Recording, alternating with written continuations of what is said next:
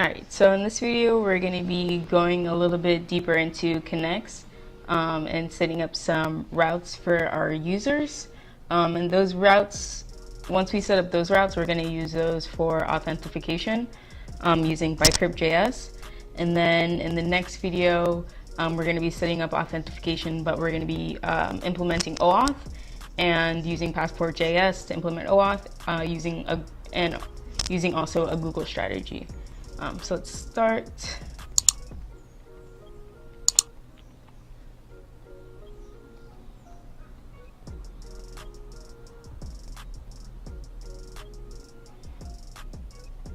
Okay, so the first thing I'm going to do is, right now I'm in my in the app directory.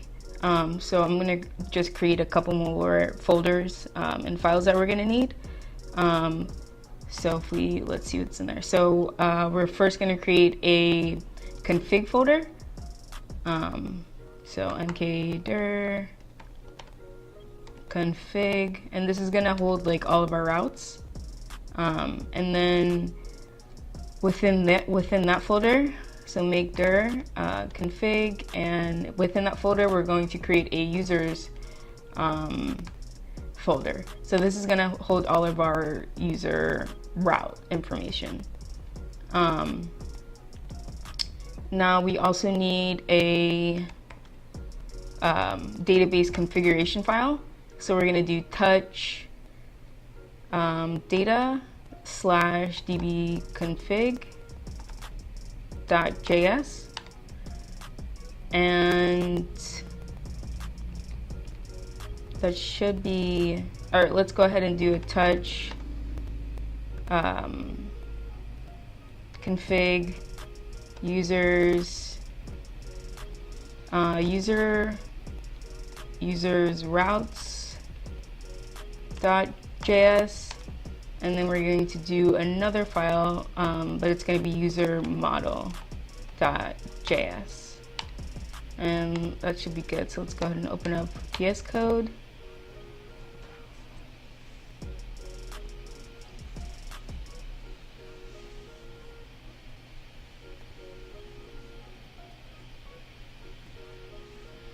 Okay, so we have all of our files and stuff here that we just made. So let's start with the database configuration file. So this file is going to hold our configuration for our Knex database. So what we're going to do is first requiring Knex. So it's going to be const Knex is equal to require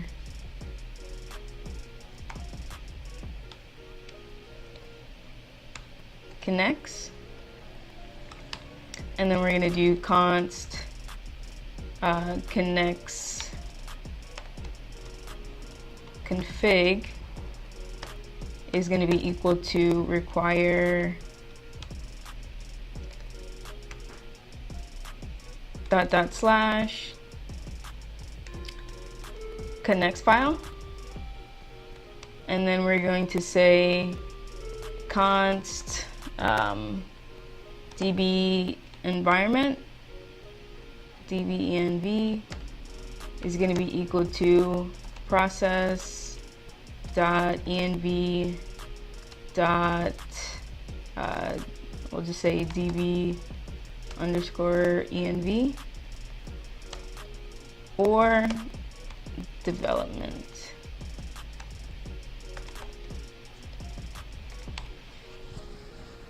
And then let's see, from here we're going to do const db is equal to Knex, which is going to take in Knex config, and this is going to take in the database environment. All right. And then the last thing we're going to do is just export this out. So module.exports is equal to db. Okay, so what we're doing in here is requiring Knex, and then we're grabbing our Knex configuration file, and then we're just setting up our database environment here. So if you remember when we first set up first did Knex init, this had like development, it had staging, and it also had production in here, but I removed them.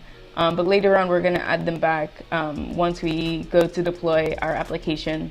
But this is just saying that if we have DB environment in our .env file, then we want to use that environment. But if not, then we're just going to use the development file environment, which is fine right now since we're just developing the application. And then it's basically we're calling Knex here, sending in the configuration, and then telling it what environment that we want to use. So telling it we want to use the development environment, and now we're exporting that out here. So now let's go ahead and use that. So with our users model, what we're going to do here is require in the database configuration that we just made. So we're going to do const db is equal to require dot slash, or let's see, dot slash data slash db config. Perfect.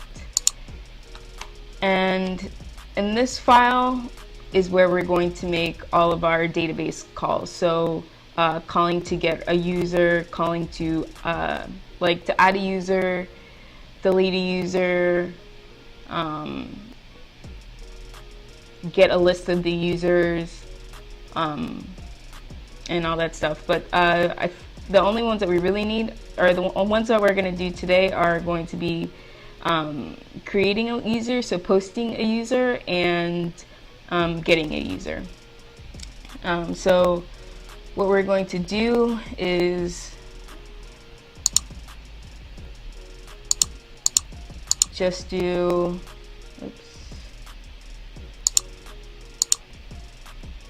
we're going to go back here, and we're going to do, we're going to create functions. So let's see, the first one we can do is just to get a list of the users. So we're going to do function get users,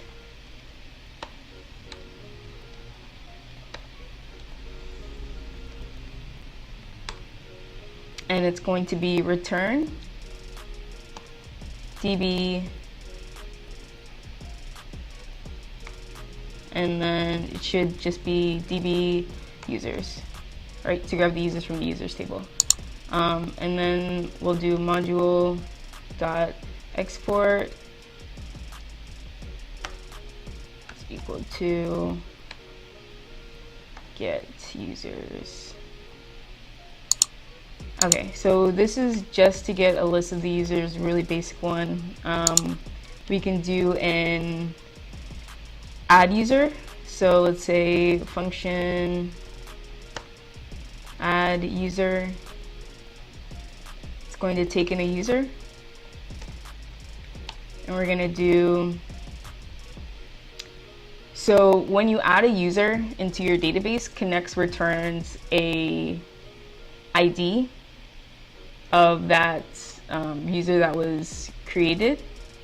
So instead of just returning the ID, I'm going to return the actual user back that we're getting. So what we're first going to do is let's just see what Knex returns, and then we'll go ahead and go from there. So we're going to say, so since this is like going to be adding a user, it's going to be an async function. So we can do is async function add user.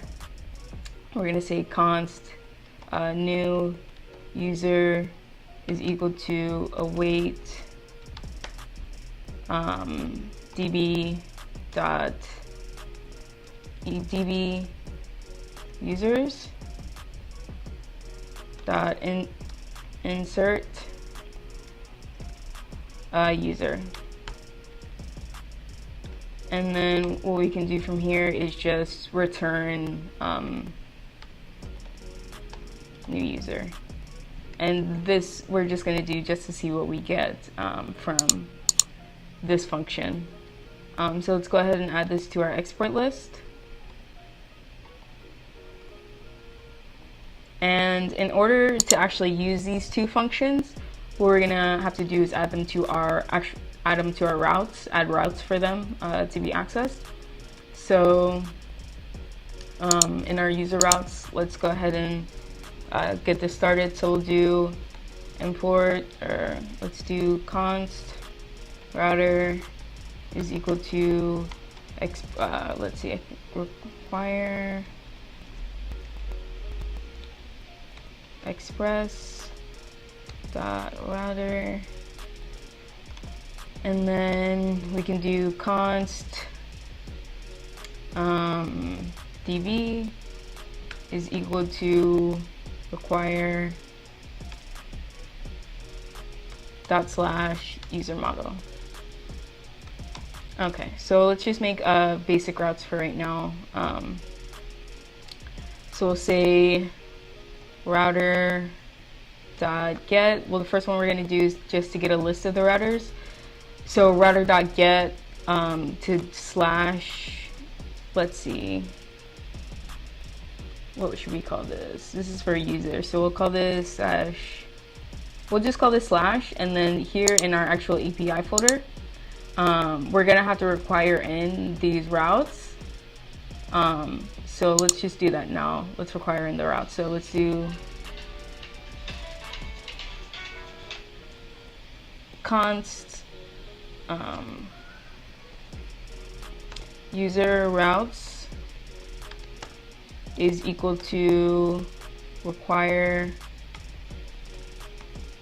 dot slash config slash users slash user routes. All right, so we have those routes in. So what we're gonna do is server dot use, and we're gonna do slash API slash users comma user routes. So this is saying when we go to slash API slash users, we are calling the user routes.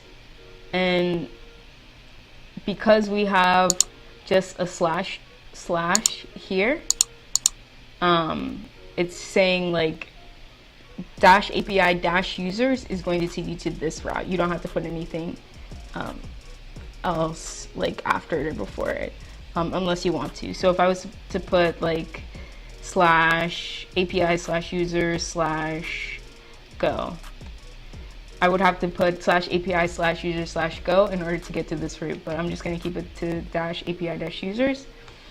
And here we're going to do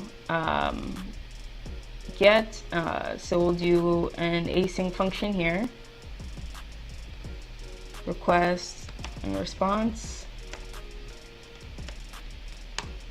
and we're gonna do res, let's do a try catch error, just in case there's an error.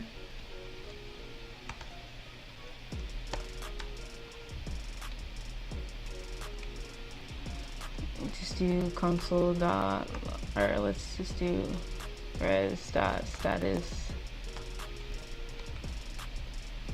500.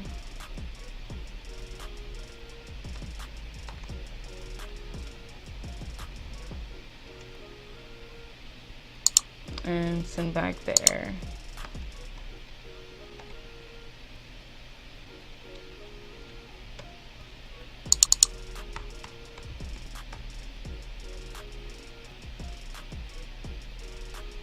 Okay. And then here, we're going to do a const users is equal to await, because the Knex functions are async, so we have to wait for them. So await db dot get users, and we can just say for right now, let's just do res dot send users. Okay. And let's just do also our post, because even if we do have this here, we're not going to get anything back because we don't have any users in our database right now. So let's do a post so we can actually add users as well. So we're going to do router dot post to / as well, and async function also request comma response, and we're going to do a try and catch here as well.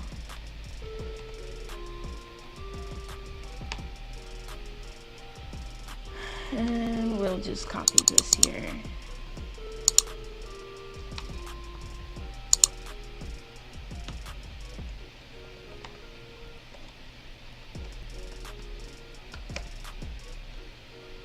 We're going to do await, so constant user is equal to await db dot add user, and then we have to pass in a user to this function. So we have to pass in something to this function. So the user that we're going to be getting is going to be from our request, or from the request body.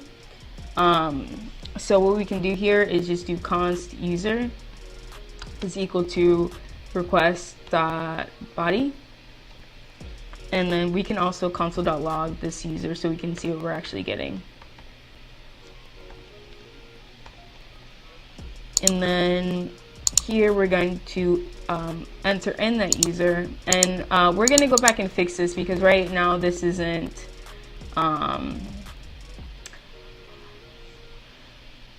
protected as it should be, because a user could enter in nothing and it would go through right now, or they could enter in like one character and it would still go through.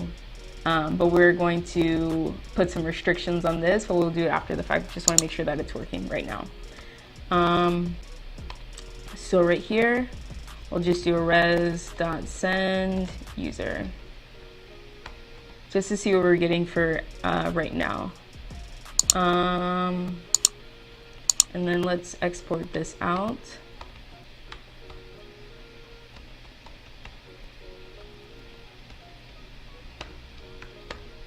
Is equal to router. Okay. All right, so let's test out our user routes. We're going to be using Postman in order to test it out because we don't have a front end to actually send our information through. So we're just going to be using Postman.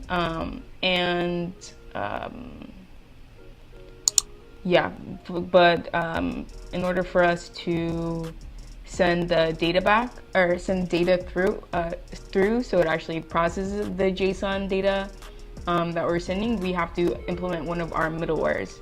I'm going to implement it here for right now, but eventually I'm going to create a separate file that's going to hold all of our server middleware, because it will add up to a bit.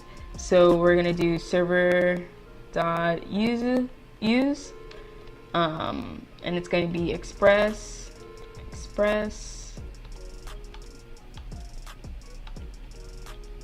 .json. Okay, so this is going to allow us to use and get back JSON data from our API. So let's go back to our routes first for a second. I just want to take a look. Okay, so I changed this because but let me just go ahead and change it back. All right, let's go ahead and just test out. We're console.log in the user here to see what we actually get from our body, to see like what we get from the request. And then right here, this needs to be new user to see what we get back from the database once that user is added. And then we're also going to test out this route to see what we get from the /API/users route. So let's first do a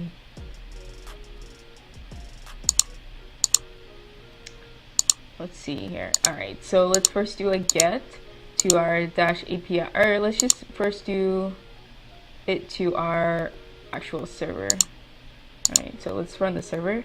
npm run server. Okay, so now, all right, so our server is running. Let's try to go to /API/users. And we're getting an empty array, which is good. That just means that there's no users in our database right now, but it is actually going to our database, and we are, at least we are getting a empty array. Now let's try to post to this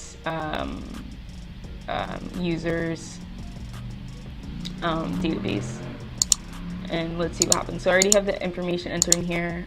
Just email, first name, last name, and password. All of this is what we entered in here when we were first creating our table. So email, first name, password, and last name. So if we go ahead and send this, let's see what we get. All right, so if we look here in our console, we're getting all of the information that we sent from Postman, and we're getting our user in the body. And then if we go back to Postman, you can see that we're getting an array with the number 1 in it. So that 1 indicates the ID of the user that we just added. So if we go now to do a GET request to our -API-users, we should see that user is in there, and when it was created, perfect, we have the user ID there, and then we have all the information here. All right, awesome. Let's go ahead and do a test, just do another test. We'll just do gen, and we'll do pop, and we'll do whatever. And let's just test this out again, another post. Awesome, we're getting the ID again too. And then let's do a GET request. All right, perfect. So awesome, it's working. So the only thing is like when you add a user, getting back the ID really isn't going to help you at all or the system at all. So instead of returning just the ID, I'm going to go ahead and return like the actual user information. So we're going to return, we'll just return the, I guess the email, the first name, and the last name of the user. So in order to do that, we're going to go back into our users model, and here is where we're getting the ID. So const new user is the actual ID. So what we're going to do instead of just returning the new user is we're going to make another call to our database. So we're going to do const user is, or let's do const found user is equal to db users dot where, and we're just gonna make this new user. We're gonna make this ID. We're gonna do that, not that. We're gonna do that. We're gonna do where user ID is ID. So now we will get the new user where we just added in the response. And let's go ahead and just create another function so we can, instead of just getting a list of all of the users, we'll get a specific user. So we'll do function get user, we'll pass in and pass in the user ID. This is going to be return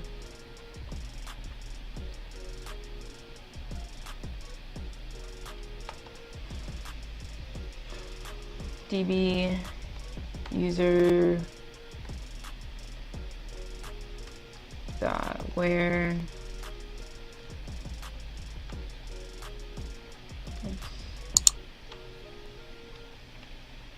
user ID. Okay, now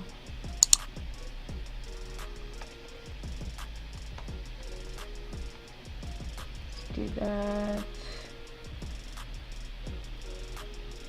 All right, now let's go to our user routes, and we'll just make another route for that getting a specific user.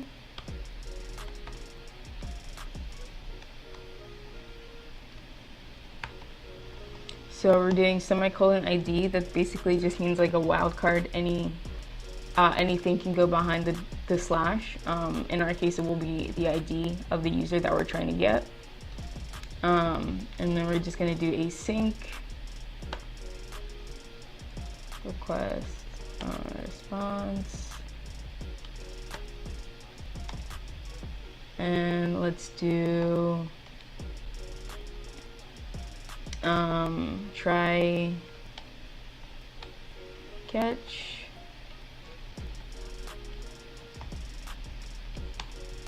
We'll do res. We'll just copy this here.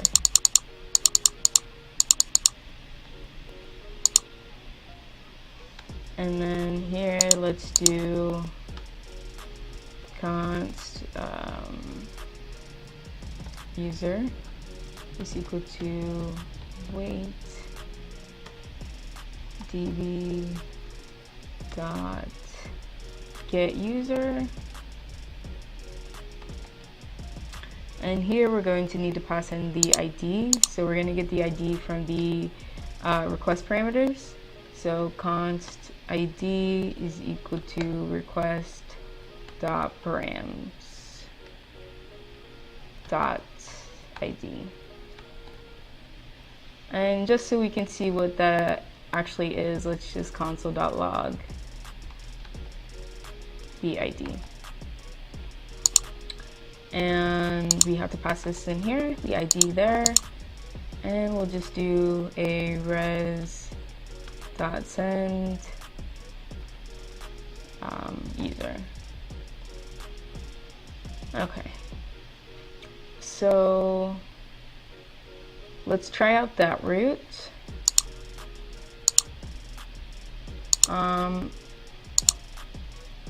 So we'll do, we only have 2 users in our database, so let's just do -1, see what we get. Perfect, so we get that specific user.